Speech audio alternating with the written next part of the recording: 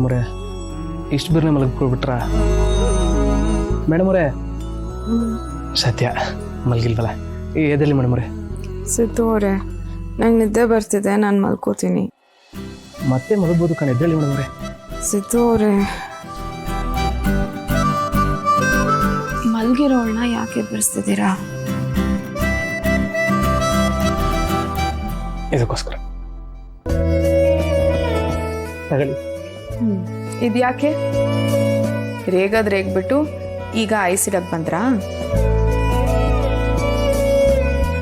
ನಾನೇನು ಐಸ್ ಇಡಕ್ಕೆ ಬಂದಿಲ್ಲ ಮೇಡಮ್ ಅವರೇ, ತಿನ್ಸಕ್ಕೆ ತಂದೀವನೆ, ತಗೊಳ್ಳಿ. ಏನು ಮೇಡಮ್ ಅವರೇ ನೀವು ಏನೇನೋ ಅನ್ಕೊಂಡು?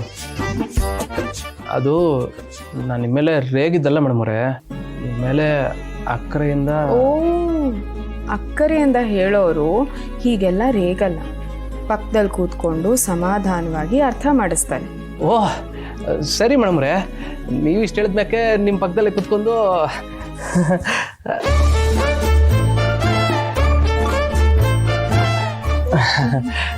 ಅಂದರೆ ಎಲ್ಲ ನಿಮಗೆ ಅರ್ಥ ಮಾಡ್ಸಕ್ಕೆ ಬಂದೆ ಅಂತ ಹೇಳಕ್ಕೆ ಬಂದೆ. ಸರಿ, ಹಿಂಗೆ ಮಾತಾಡ್ತಾ ಇದ್ರೆ ಐಸ್ ಕ್ರೀಮ್ ಕರ್ಗೋಯ್ತದೆ ನಂತರ.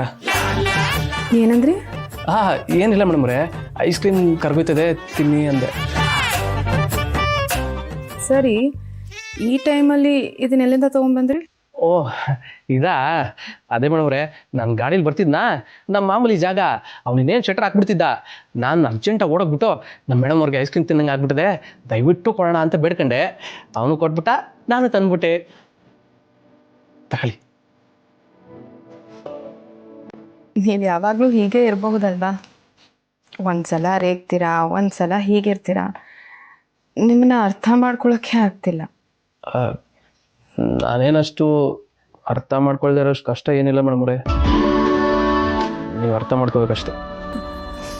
ಸರಿ ಬಿಡಿ, ನೀವು ಮೊದಲಿಂದ ಹಾಗೆ ಇರಬೇಕು ಅಷ್ಟೆ. ತಿನ್ನಿ ತಿನ್ನಿ.